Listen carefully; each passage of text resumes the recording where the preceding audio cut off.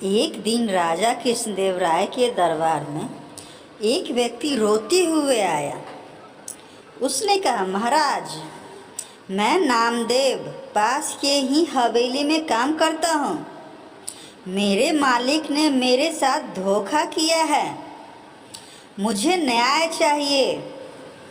राजा कृष्णदेव राय ने उससे पूछा कि आखिर ऐसा क्या हुआ है तुम्हारे साथ। नामदेव ने राजा को बताया कि करीब 5 दिन पहले मैं अपने मालिक के साथ हवेली से पंचमुखी शिवजी के मंदिर गया था। तभी काफ़ी तेज आंधी आने लगी। हम दोनों मंदिर के पीछे के हिस्से में कुछ देर के लिए रुक गए। तभी मेरी नज़र एक मखमली लाल रंग के कपड़े पर पड़ी। मैंने अपने मालिक से इजाज़त लेकर उसे उठाया। देखा तो वो एक छोटी पोटली थी जिसके अंदर 2 हीरे थे। महाराज, वो हीरे मंदिर के पीछे वाले हिस्से में गिरे हुए थे, इसलिए कायदे से वो राज्य की संपत्ति थे। लेकिन मेरे मालिक की नीयत हीरे देखकर खराब हो गई थी। उन्होंने मुझे कहा कि अगर तुम किसी को नहीं बताओगे तो आपस में हम दोनों एक एक हीरा बांट लेते हैं। मेरे मन में भी लालसा आ गया था, इसलिए मैंने इस बात के लिए हाँ कर दी। हवेली पहुंचते ही मैंने जब मालिक से अपना हीरा मांगा तो उन्होंने उसे देने से मना कर दिया। मैंने सोच रखा था कि हीरा मिलते ही उसे बेचकर मैं नौकरी छोड़कर खुद का कुछ काम शुरू करूँगा, क्योंकि मालिक का रवैया मेरी तरफ अच्छा नहीं था। आगे नामदेव ने महाराज से दुखी आवाज़ में कहा कि मैंने 2 दिनों तक मालिक को मनाने की कोशिश की, लेकिन उन्होंने मुझे हीरा देने से मना कर दिया। अब आप ही मेरे साथ न्याय कीजिए।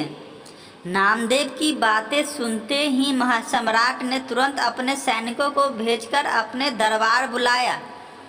उसके आते ही जब महाराज कृष्णदेव राय ने हीरे के बारे में उससे पूछताछ शुरू की, जवाब में उसने कहा कि ये मेरा नौकर झूठ बोल रहा है। हाँ, ये सच है कि उस दिन हमें मंदिर के पीछे के हिस्से में हीरा मिला था। मैंने वो हीरे इसे राजकोष तक पहुंचाने के लिए कहा था।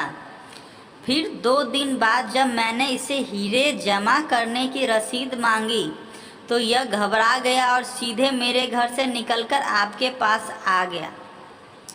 तब से यह सारी झूठी कहानी आपको सुना रहा है। तभी महाराज ने नामदेव के मालिक से पूछा कि क्या आपने इसे हीरे किसी के सामने दिए थे। नामदेव के मालिक ने कहा, हाँ महाराज, मैंने अपने 3 नौकरों के सामने इसे हीरे की पोटली दी थी। यह जानते ही राजा कृष्णदेव राय ने उन तीनों को बुलवाया। नौकरों ने दरबार में पहुंचते ही नामदेव के खिलाफ गवाही देते हुए कहा कि उनके मालिक ने नामदेव को हीरे उनके सामने ही दिए थे। तभी दरबार से निकलकर कुछ देर महाराज अकेले में अपने मंत्रियों से सलाह मशवरा करने लगे।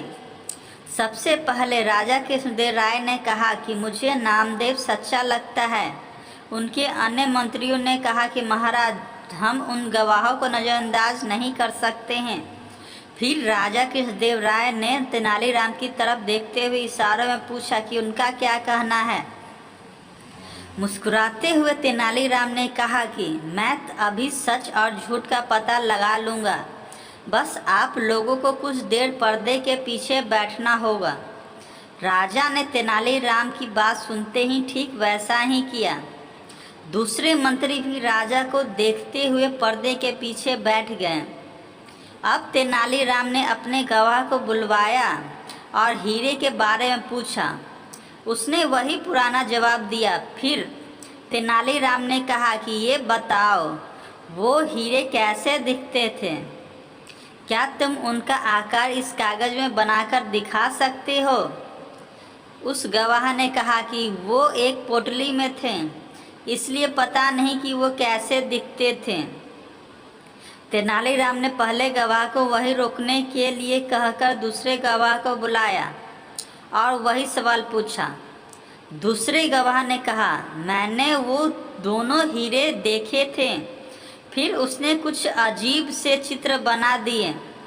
फिर तीसरा गवाह तेनालीराम के सामने आया और उसने जवाब में कहा कि हीरे एक कागज में लिपटे हुए थे, इसलिए उसने उन्हें देखा नहीं। पर्दे के पीछे बैठे राजा ने तीनों गवाहों की बातें सुनी थी, जबकि अलग अलग बातों से यह स्पष्ट हो गया था कि नामदेव सच बोल रहा था और उसका मालिक झूठ। तीनों गवाह को भी समझ आ गया था कि उनका झूठ पकड़ा गया है। सभी ने महाराज के पैर पकड़कर उनसे माफ़ी मांगते हुए कहा कि हमें हमारे मालिक ने झूठ बोलने के लिए मजबूर किया था। हम ऐसा नहीं करते तो वो हमें काम से निकाल देते। राजा कृष्णदेव राय अब सीधे दरबार गए और नामदेव के मालिक को गिरफ्तार करके उसके घर की तलाशी करने का आदेश दिया। कुछ देर बाद ही सैनिकों को उसके घर में हीरे मिल गए। बस फिर क्या था, महाराज ने हीरे जब्त कर लिए और उस पर 30,000 स्वर्ण मुद्राओं का जुर्माना लगा दिया।